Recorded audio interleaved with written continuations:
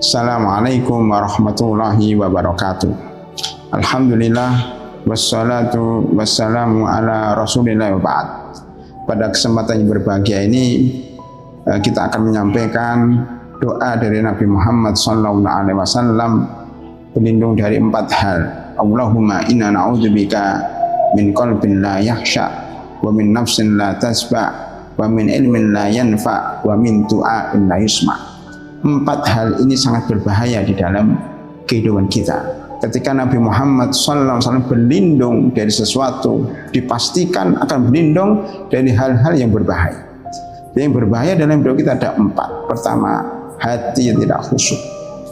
Orang yang tidak khusyuk hatinya, maka dia tidak akan bisa hidup tenang. Kalau hatinya tidak khusyuk, sholatnya tidak diterima pahalanya oleh Allah Subhanahu wa Ta'ala. Kalau hati tidak khusyuk, maka dia akan tidak fokus dalam hidup ini. Dia akan lupa kepada akhirat. Maka Allah Subhanahu wa Ta'ala berlindung dari min qalbin la yakhsha, hati yang tidak khusyuk. Bagaimana supaya hati khusyuk?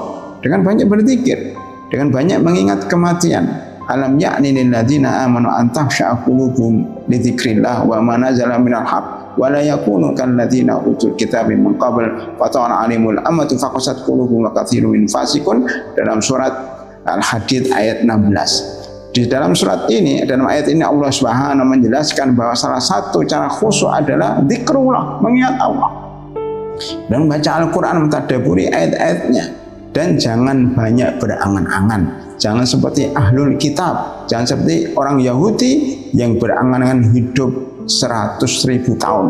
Allah Subhanahu wa ta'ala berfirman dalam surat Al-Baqarah 96, yawaddu ahaduhum la yu'ammaru alfa sanatin.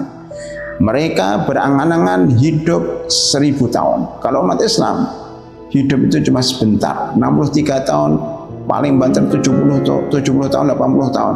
Artinya umat Islam itu harus sedikit angan-angannya, karena hidup di dunia itu cuma sebentar dan kita akan menuju akhirat.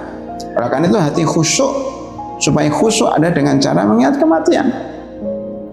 Alladzina yadhunnuna annahum mulaqu rabbihim wa annahum ilaihi raji'un, itu ciri khusyuk yang disebutkan dalam surah Al-Baqarah 45-46. Orang yang khusyuk adalah orang-orang yang yakin dia akan ketemu dengan Allah Subhanahu wa Ta'ala dan yakin dia akan dikembalikan kepadanya.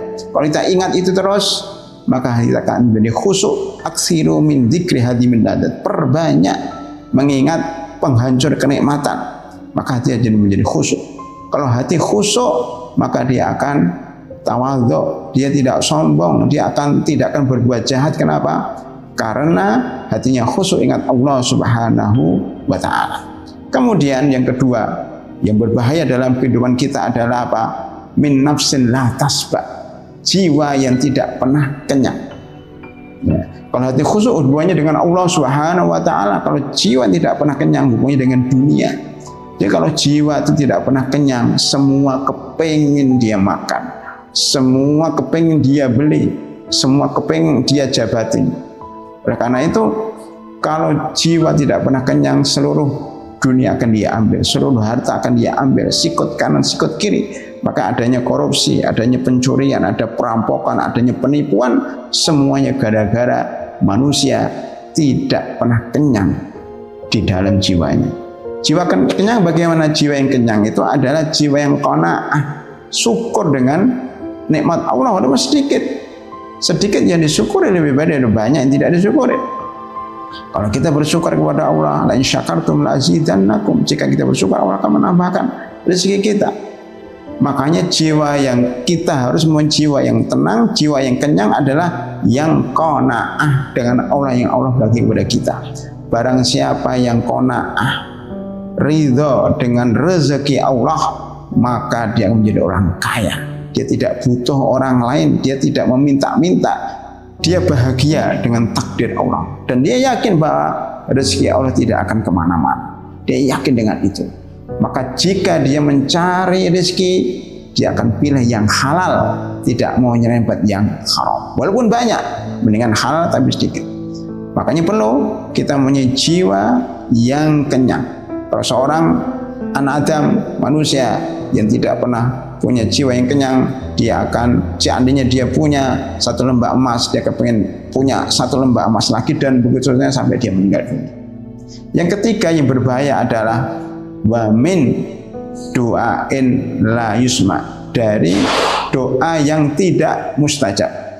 Ya, min qalbin la yasha, min nafsin la tasba, wa min ilmin la yanfa, min du'ain la yusma. Yang ketiga adalah doa yang tidak terima. Betapa banyak orang berdoa, 30 tahun berdoa, 40 tahun berdoa, tapi tidak terima oleh Allah Subhanahu wa taala. Rugi, capek dia doa. Kenapa tidak terima? Karena banyak dosanya, karena hartanya haram, karena berdoa dengan tidak memenuhi syarat-syaratnya. Maka marilah sebagai seorang muslim, kalau berdoa harus meninggalkan maksiat dulu. Kalau yang berdoa harus meninggalkan harta yang haram, karena harta yang haram itu menyebabkan doa tidak mustajab. Yang keempat, yang terakhir, ya, 4 hal yang membahayakan dalam hidup kita adalah ilmu yang tidak bermanfaat. Ya. Kalau kita menuntut ilmu, hendaknya menuntut ilmu yang bermanfaat untuk di dunia dan di akhirat. Banyak orang menuntut ilmu jauh-jauh, tetapi tidak menyebabkan dia takwa kepada Allah. Jadi salah satu ciri ilmu yang bermanfaat adalah ilmu yang mendekatkan diri penuntutnya kepada Allah Subhanahu wa taala. Semakin dapat ilmu, semakin yakin kepada Allah. Semakin dapat ilmu, semakin takut kepada Allah. Itulah ilmu yang bermanfaat. Kemudian ilmu yang bermanfaat adalah ilmu yang bermanfaat bagi manusia. Khairukum anfa'ukum linnas. Kita menyebarkan ilmu, ilmu itu akan didengar orang lain, diamalkan orang lain, maka jadi ilmu yang bermanfaat. Ringkasnya, marilah kita berdoa kepada Allah Subhanahu wa taala agar dihindarkan dari 4 hal. Dihindarkan dari hati yang tidak khusyuk, dihindarkan dari jiwa yang tidak pernah kenyang, dihindarkan dari ilmu yang tidak bermanfaat, dan dihindarkan dari doa yang tidak terima. Mudah-mudahan Allah Subhanahu wa taala mengabulkan doa kita ini, dan mudah-mudahan kita dijauhkan dari api neraka. Wa akhiru da'wana alhamdulillahirabbil alamin. Assalamualaikum warahmatullahi wabarakatuh.